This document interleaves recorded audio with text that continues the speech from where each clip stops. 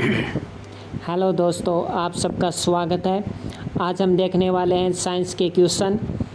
देखिए, मानव रोग से संबंधित अध्ययन क्या कहलाता है? तो मानव संबंधित रोगों का अध्ययन।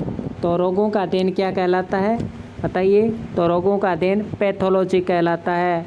मानव रोगों का अध्ययन क्या कहलाता है? मानव के रोगों का अध्ययन करना क्या कहलाता है? पैथोलॉजी कहलाता है। देखिए, रोग 3 प्रकार से फैलते हैं।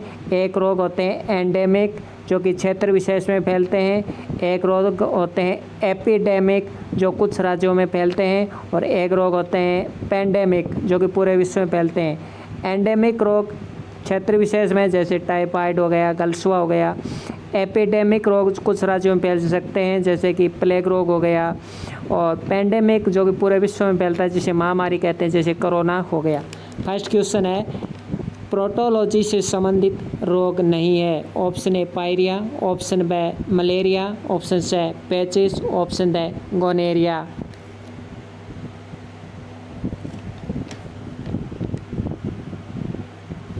तो इसका सही आंसर हो जाएगा गोनेरिया। गोनेरिया है, ये प्रोटोलॉजी से संबंधित रोग नहीं है। गोनेरिया है, ये प्रोटोलॉजी से संबंधित रोग नहीं है। तो गोनेरिया किससे संबंधित है? ये बैक्टीरिया से संबंधित रोग है। गोनेरिया है, ये बैक्टीरिया से संबंधित रोग है। याद रखें कि गोनेरिया को सुजाक रोग भी कहते हैं। गोनेरिया रोग का अन्य नाम सुजाक रोग भी है। गोनेरिया रोग है, ये यौन संक्रमित रोग है। गोनेरिया किस प्रकार का रोग है? ये यौन संक्रमित रोग है, यानी एक से दूसरे व्यक्ति में ये फैल सकता है। जिस तरह एड्स है, गोनेरिया हो गया। इसके अलावा सिफिलिस रोग हो गया। ये यौन संक्रमित रोग हैं। तो पूछा जा सकता है यौन संक्रमित रोग नहीं है। तो गोनेरिया, सिफिलिस, एड्स या हैजा। तो हैजा नहीं है, यौन संक्रमित रोग नहीं है, यानी यौन क्रिया द्वारा फैलना, यौन क्रिया द्वारा एक दूसरे में फैलना। अब मलेरिया की बात करें तो मलेरिया का नाम देखिए, मलेरिया जो होता है वो मलेरिया होता है प्लाज्मोडियम के कारण। मलेरिया होता है वो प्लाज्मोडियम फैलसीपेरस के कारण होता है। तो मलेरिया है, ये प्लाज्मोडियम फैलसीपेरस के कारण होता है। कई एग्ज़ाम में हम देखते हैं कि प्लाज्मोडियम आ जाता है। प्लाज्मोडियम याद भी रख लेंगे तो काम चल जाएगा। मलेरिया है, मलेरिया में देखिए को जो फैलता है वो मादा एनाफ्लीज के कारण फैलता है। मलेरिया है, ये मादा एनाफ्लीज के कारण फैलता है।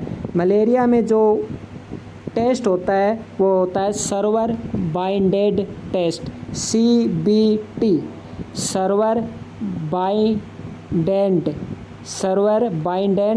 टेस्ट। तो सर्वर बाइंडेड टेस्ट होता है, किस में होता है सर्वर बाइंडेड टेस्ट? CBT। तो ये किस में होता है? ये मलेरिया रोग के लिए होता है। इसके अलावा एक इसका टेस्ट यानी विधि, तो एक टेस्ट और होता है इसका malaria parasite test, malaria parasite test. लेकिन जब ये आएगा MBT के रूप में लिखा हुआ शॉर्ट में तो आप कंफ्यूज हो जाओगे। तो MBT malaria parasite test, MBT और CBT टेस्ट है, ये मलेरिया में होता है। ये टेस्ट मलेरिया में होता है। पेचिस रोग जो फैलता है वो एंट अमीबा हिस्टोलिटिका, इसकी वजह से ये पेचिस रोग होता है। पायरिया है, ये दांतों से संबंधित है और ये फैलता है एंट अमीबा जिंजेबेलिस, ये पायरिया रोग होता है इसकी वजह से। अगला देखिए, कवक जनित रोग निम्न में से नहीं है। कवक जनित रोग निम्न में से नहीं है। ऑप्शन ए दमा, ऑप्शन बी खुजली, ऑप्शन सी खांसी, ऑप्शन डी एथलीट रोग।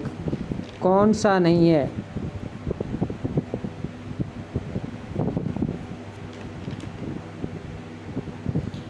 तो कवक जनित रोग नहीं है। दमा, खुजली, खांसी, एथलीट रोग।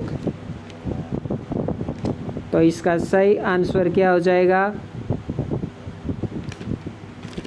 खांसी। इसका सही आंसर हो जाएगा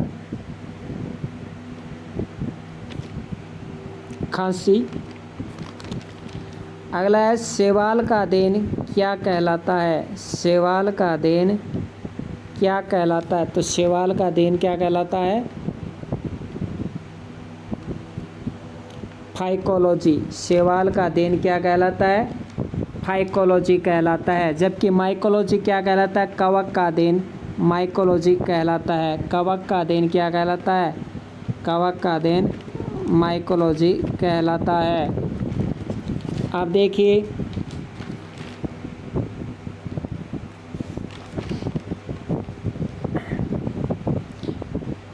एक तरफ रोग है, दूसरी तरफ बैक्टीरिया का नाम है सुमेलित करना है,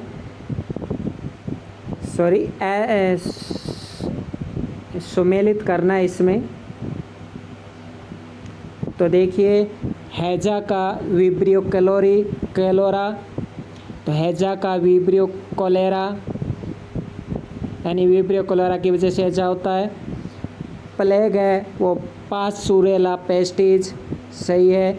न्यूमोनिया है वो डिप्लोकोकस निमोनी, सही है। और कुष्ठ रोग है वो माइरोबैक्टीरियम लेप्री, माइरोबैक्टीरियम लेप्री। सिर्फ लेप्री नाम याद रख लीजिए, काम चल जाएगा। कुष्ठ रोग लेप्री के कारण होता है, निमोनिया डिप्लोकोकस के कारण होता है, प्लेग पेस्टिज के कारण होता है, पेस्टिज याद रख लीजिए, काम चल जाएगा। और हैजा है वो विब्रियो कैलोरे का कारण होता है, विब्रियो कोलेरा के कारण हैजा रोग होता है। तो विब्रियो कोलेरा के कारण हैजा रोग होता है। Pneumonia diplococcus pneumoniae. प्लेग रोग आप जानते हो चूहे की वजह से, पेस्टिज नाम याद रख लीजिए। आगे देखिए किस रोग में डीपीटी का टीका नहीं लगता? किस रोग में डीपीटी का टीका नहीं लगता? Option A TB, option B कुकर खांसी, option C diphtheria, option D tetanus. तो सही आंसर हो जाएगा टीबी। टीबी में डीपीटी का टीका नहीं लगता है, टीबी में बीसीजी का टीका लगता है। टीबी में बीसीजी का टीका लगता है, डीपीटी का टीका नहीं लगता है। डीपीटी का टीका कुकर खांसी में, डिप्थीरिया में, टिटनेस में लगता है। अगला है टीबी में किस परीक्षण का प्रयोग किया जाता है? टीबी में किस परीक्षण का प्रयोग किया जाता है? Option A Widal, option B Mantoux, option C EEG, option D PCR। तो सही आंसर हो जाएगा इसका मॉन्टेक्स परीक्षण। मॉन्टेक्स परीक्षण होता है। विडाल परीक्षण है वो टाइफाइड में होता है। PCR, जो PCR परीक्षण है ये एड्स में होता है। PCR एड्स में होता है। तो टीबी में किस परीक्षण का प्रयोग किया जाता है? टीबी में मॉन्टेक्स परीक्षण का प्रयोग किया जाता है। विडाल है ये टाइफाइड में परीक्षण किया जाता है। PCR ये एड्स का परीक्षण है।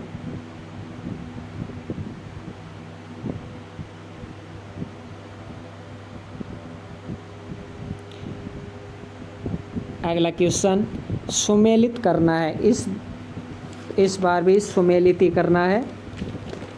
तो पायरिया रोग, तो पायरिया रोग होता है एंट अमीबा जिंजेबेलिस के कारण, एंट अमीबा जिंजेबेलिस के कारण ये प्रोटोजोआ जनित रोग है पायरिया।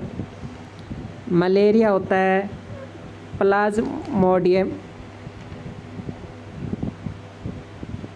प्लाज्मोडियम के कारण, मलेरिया होता है प्लाज्मोडियम के कारण, मलेरिया प्लाज्मोडियम के कारण होता है। यह भी प्रोटोजोआ जनित रोग है।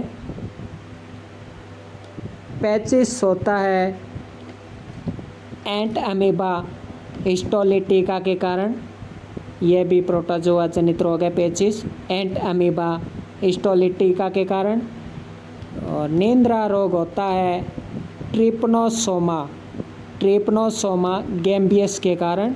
नींद्रा रोग होता है ट्रिपनोसोमा गैम्बियस के कारण। यह भी प्रोटोजोआ जनित रोग है। चारों ही प्रोटोजनित रोग है। पायरिया, मलेरिया, पेचिश, नींद्रा रोग। अगला question, MBT M server binded test, ये हम देख ही चुके हैं। तो MBT and server binded test ये किस रोग में होता है? ये होता है मलेरिया रोग में। MBT M server binded test किया जाता है, ये मलेरिया रोग में किया जाता है। मशरूम किसका उदाहरण है? तो मशरूम कवक का उदाहरण है। मशरूम कवक का उदाहरण।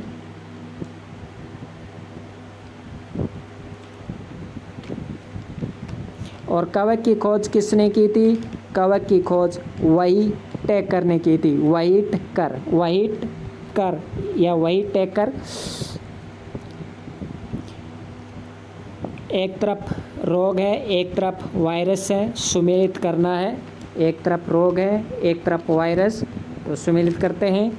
चेचक रोग, तो चेचक रोग वेरिओला, चेचक रोग वेरिओला वायरस से होता है।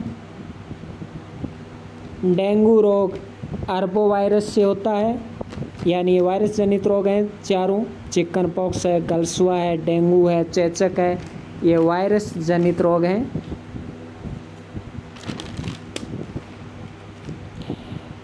गलसुआ पैरामिक्सो, डेंगू अरबोवायरस और चिकन पॉक्स वेरिसेला।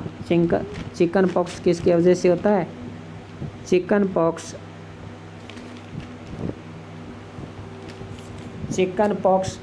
पॉक्स को छोटी माता भी कहते हैं। चिकन पॉक्स को ही छोटी माता कहते हैं। चिकन पॉक्स क्या होता है? तो चिकन पॉक्स आप देखते हैं छोटे छोटे भूरे भूरे से लाल लाल से हो जाते हैं, दाने से, यानी दाग से हो जाते हैं, दाने से हो जाते हैं। डेंगू रोग को हड्डी तोड़ बुखार कहते हैं। डेंगू रोग किस रोग को हड्डी तोड़ बुखार कहते हैं? तो डेंगू रोग को हड्डी तोड़ बुखार भी कहते हैं।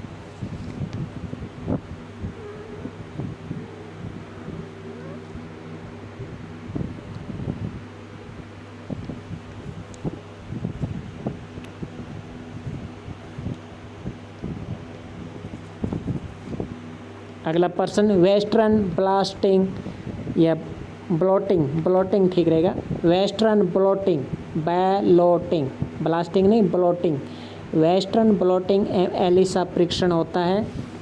वेस्टर्न ब्लोटिंग एलिसा परीक्षण होता है। तो ये किस में होता है? वेस्टर्न ब्लोटिंग एलिसा परीक्षण एड्स के लिए होता है ये। इसके अलावा PCR भी होता है, PCR। तो वेस्टर्न ब्लोटिंग एलिसा और PCR परीक्षण है, ये एड्स रोग में होता है। बहुत ही इम्पोर्टेंट क्वेश्चन है ये।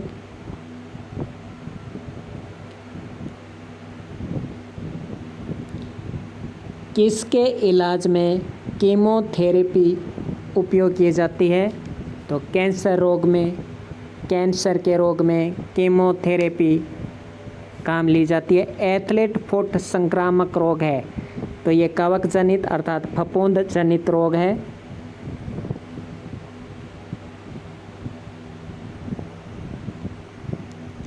कौन से जीवाणु से मानव में काली खांसी होती है? तो बार्डीटेला पर्टुसिस, जिसे कुकर खांसी कहते हैं। तो बार्डीटेला पर्टुसिस ये काली खांसी होती है जीवाणु के कारण। किस जीवाणु के कारण होती है काली खांसी? बार्डीटेला पर्टुसिस। निसेरिया गोनेरियाई, ये गोनेरिया रोग को कहते हैं। निसेरिया गोनेरियाई, ये गोनेरिया रोग को कहते हैं। गोनेरिया रोग का अन्य नाम सुजाक भी है। Mycobacterium leprae, Mycobacterium leprae.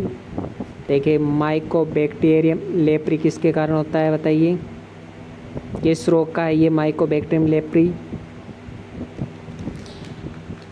अगला देखिए डॉट्स प्रोग्राम का संबंध किससे है, तो डॉट्स प्रोग्राम का संबंध क्षय रोग से है अर्थात टीबी से है। तो डॉट्स प्रोग्राम का संबंध किससे है, तो बहुत ही डॉट्स थेरेपी भी कह सकते हैं इसे, डॉट्स प्रोग्राम या डॉट्स थेरेपी कहना सही रहेगा। डॉट्स थेरेपी का संबंध किससे है, तो डॉट्स थेरेपी का संबंध क्षय रोग यानी टीबी से है।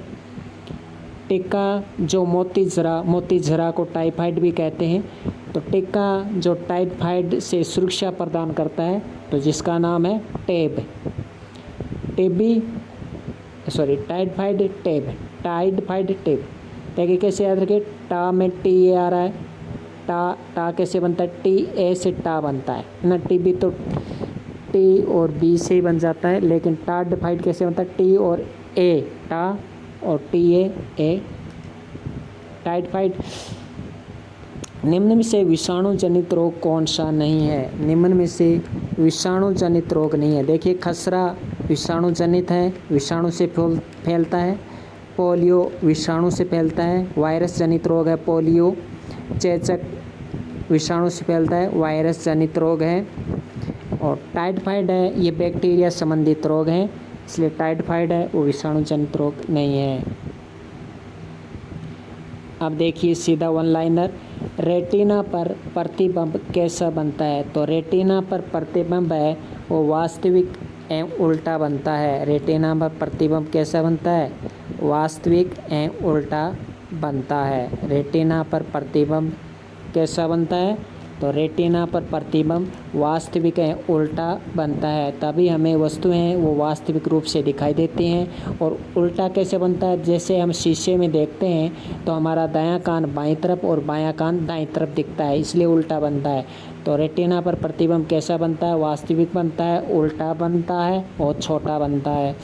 आँख में कौन सा लेंस होता है, आँख में उत्तल लेंस होता है, और उत्तल लेंस होता है इसीलिए हमें वास्तविक उल्टा और छोटा दिखाई देता है।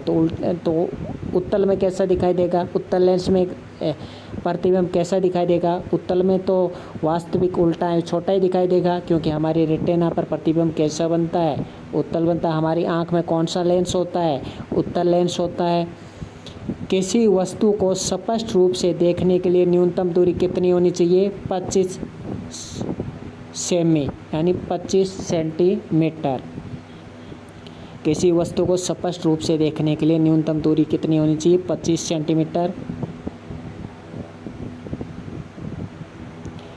निकट दृष्टि दोष जिसे मायोपिया कहते हैं, तो मायोपिया रोग में कौन सा लेंस काम में लिया जाता है, तो मायोपिया रोग में अवतल लेंस काम में लिया जाता है। निकट दृष्टि दोष में क्या होता है, निकट दृष्टि दोष में निकट की वस्तुएं हैं वो धुंधली दिखाई देती है। उल्टा है, निकट दृष्टि दोष में निकट की वस्तुएं धुंधली दिखाई देती हैं, और दूर दृष्टि दोष में निकट की वस्तुएं साफ और दूर की वस्तुएं स्पष्ट दिखाई देती हैं।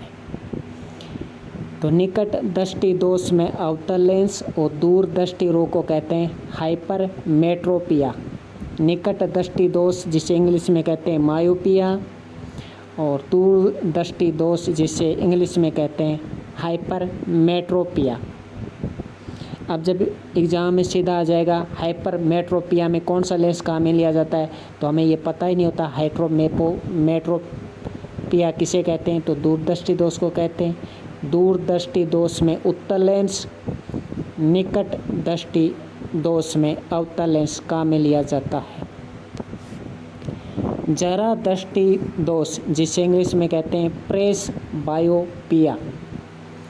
जरा दृष्टि दोष जिसे इंग्लिश में कहते हैं प्रेस बायोपिया में कौन सा लेंस काम में लेते हैं, तो अवतल एवं उत्तल दोनों, जिसे दोनों का मिक्स, उत्तल एवं अवतल दोनों का मिक्स होता है। इसमें अवतल और उत्तल दोनों का मिक्स होता है। आप ये मत करना है कि एक आँख के लिए उत्तल लेंस, दूसरी आँख के लिए अवतल लेंस, नहीं,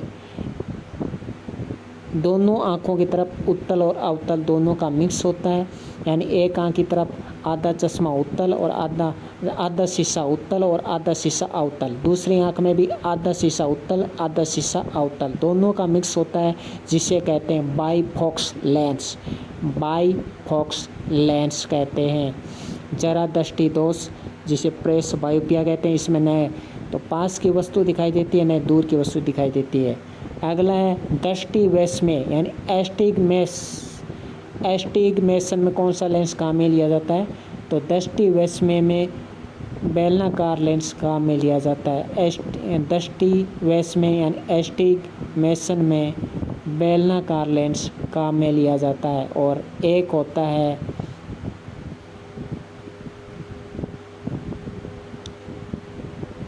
ना, तो दृष्टि वैषम्य में एस्टिग्मेशन में कौन सा लेंस काम में लेते हैं? बेलनाकार लेंस काम में लेते हैं। तो चारों याद रखने हैं।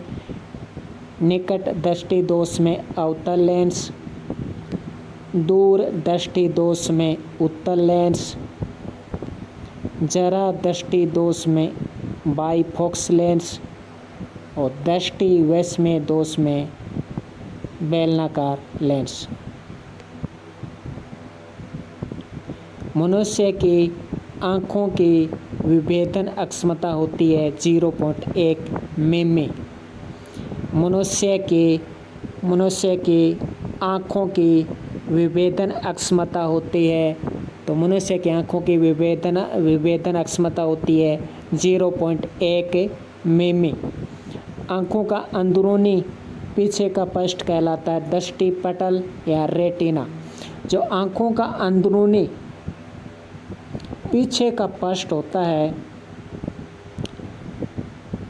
क्योंकि सामने का तो देखो कॉर्निया होता है और अंदरूनी पूछा है, आँखों का अंदरूनी, ये तो बाहर की तरफ होता है, आँखों के बाहर की तरफ कॉर्निया, तो आँखों का अंदरूनी पीछे का पृष्ठ क्या कहलाता है? दृष्टि पटल रेटिना कहलाता है। नेत्र परत जो प्रकाश के प्रति संवेदनशील होता है, तो प्रकाश के प्रति कॉर्निया संवेदनशील नहीं होता है, याद रखिए। ये मत सोचना है कि बाहर की तरफ कॉर्निया होता है तो कॉर्निया प्रकाश के प्रति संवेदनशील हो गया, है ना। सबसे पहले प्रकाश वो कॉर्निया में पहुंचा तो कॉर्निया वो प्रकाश के प्रति संवेदनशील हो गया, ऐसा नहीं करना है आपको। नेत्र परत है जो प्रकाश के प्रति संवेदनशील होती है, वो है दृष्टि पटल रेटिना, और रेटिना की वजह से हमें वस्तुएं दिखाई देती हैं, है ना, वस्तुएं दिखाई देती हैं। वर्णक पटल ये वर्ण में विभेद करता है, लाल पीला हरा ये रंग दिखते हैं, वर्णक पटल के कारण दिखते हैं।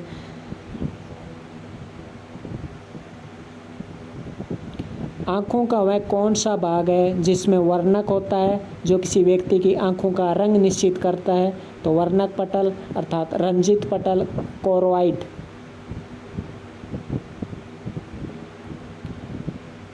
तो आँखों का वह कौन सा भाग है जिसमें वर्णक होता है अर्थात वर्णक पटल की बात की जा रही है, लेकिन यहाँ पे वर्णक पटल नहीं दिया, यहाँ पे दिया रंजित पटल और कोराइड।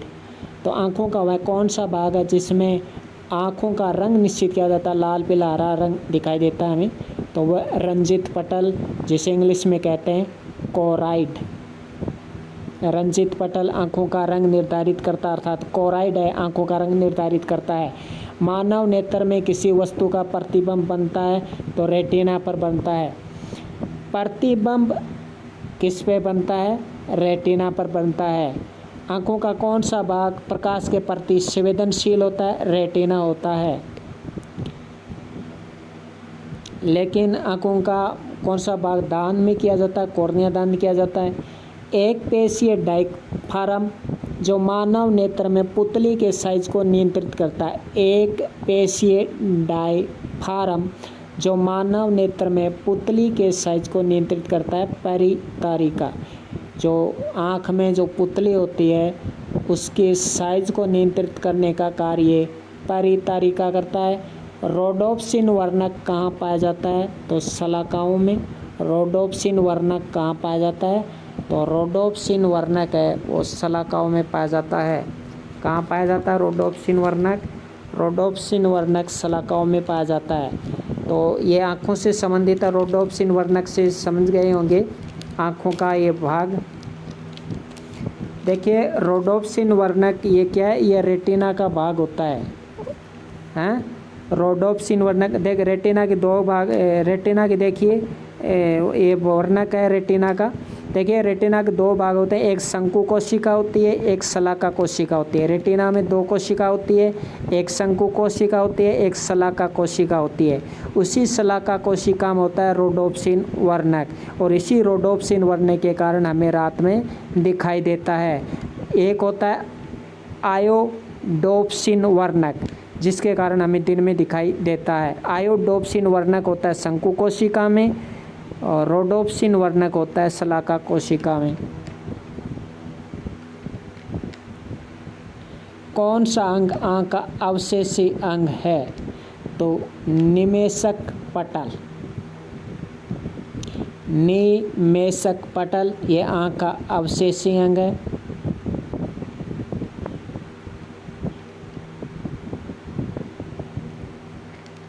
मानव नेत्र में जलीय द्रव्य कहाँ पाया जाता है? तो कॉर्निया एवं लेंस के मध्य। जलीय द्रव्य कहाँ पाया जाता है? कॉर्निया एवं लेंस के मध्य। इसी जलीय द्रव्य को काचाभ द्रव्य कहते हैं। काचाभ द्रव्य भी कहते हैं जलीय द्रव्य को। तो काचाभ द्रव्य अर्थात जलीय द्रव्य मानव नेत्र में कहाँ भरा रहता है? तो जो कॉर्निया एवं लेंस के मध्य, कॉर्निया एवं लेंस के मध्य भरा रहता है। याद रखिए, आपसे पूछेगा कॉर्निया व रेटिना के मध्य, कॉर्निया व लेंस के मध्य, लेंस के पीछे। तो इस तरह से आपसे पूछा जाएगा। तो मानव नेत्र में जो जलीय द्रव्य कहाँ पाया जाता है? कॉर्निया व लेंस के मध्य पाया जाता है। अगला क्वेश्चन, चेलोसिस व डर्मेटाइटिस रोग किस विटामिन की कमी से होता है? तो ये विटामिन B2, जिसका रासायनिक नाम है राइबोफ्लेविन। विटामिन सी का रासायनिक नाम क्या है? विटामिन सी का रासायनिक नाम है एस्कार्बिक। तो चेलोसिस व डर्मेटाइटिस रोग किस विटामिन की कमी से होता है? चेलोसिस एंड डर्मेटाइटिस रोग है ये विटामिन B2 की कमी से होता है, जिसका रासायनिक नाम है राइबोफ्लेविन।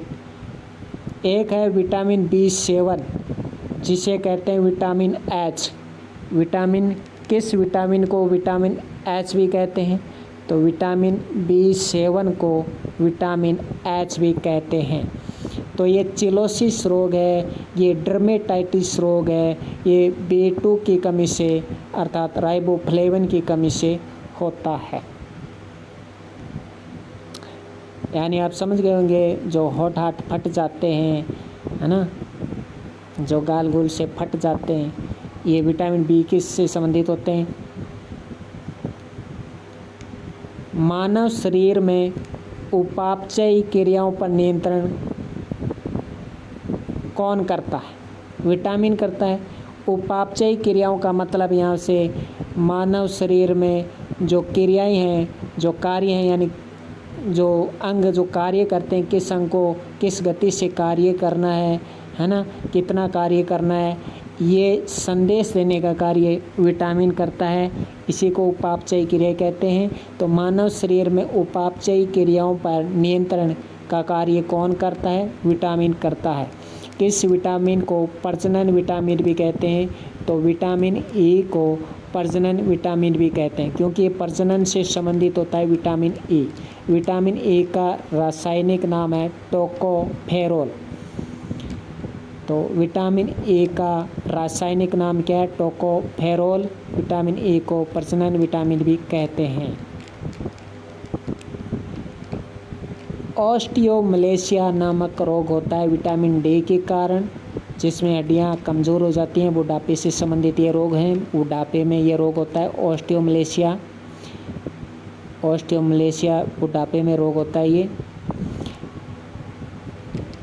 विटामिन D की कमी से ये रोग होता है। अन्य रोग विटामिन D की कमी से होता है रिकेट्स रोग। रिकेट्स रोग ये रिकेट्स रोग जो कि बच्चों में होता है, रिकेट्स रोग। ऑस्टियोमलेशिया रोग है, ये बुढ़ापे में होता है। कोलेजन के निर्माण में कौन सा विटामिन सहायक है? जो कोलेजन बनता है हमारे शरीर में, कोलेजन बनता है, जो कोलेजन नामक जो द्रव्य बनता है हमारे शरीर में, कोलेजन जो बनता है उसमें कौन सा विटामिन सहायक है? विटामिन सी सहायक है। और विटामिन सी का रासायनिक नाम एस्कॉर्बिक अम्ल। विटामिन सी घाव भरने में सहायक है। विटामिन बी है, होठों से संबंधित है, होठ फट जाते हैं, गाल गोल फट जाते हैं। तो कोलेजन के निर्माण में कौन सा विटामिन सहायक है? कोलेजन के निर्माण में विटामिन सी सहायक है, अर्थात घाव भरने में कौन सा विटामिन सहायक है? विटामिन सी सहायक है। कोलेजन बनता है ना। कोलेजन ना बने तो हमारे शरीर में जो घाव हैं वो भरते नहीं हैं। पृथ्वी पर सबसे अधिक पाया जाने वाला कार्बनिक पदार्थ कौन सा है? पृथ्वी पर सबसे अधिक पाया जाने वाला कार्बनिक पदार्थ कौन सा है? तो कौन सा है? सेल्यूलोज। आज के लिए इतना ही। धन्यवाद।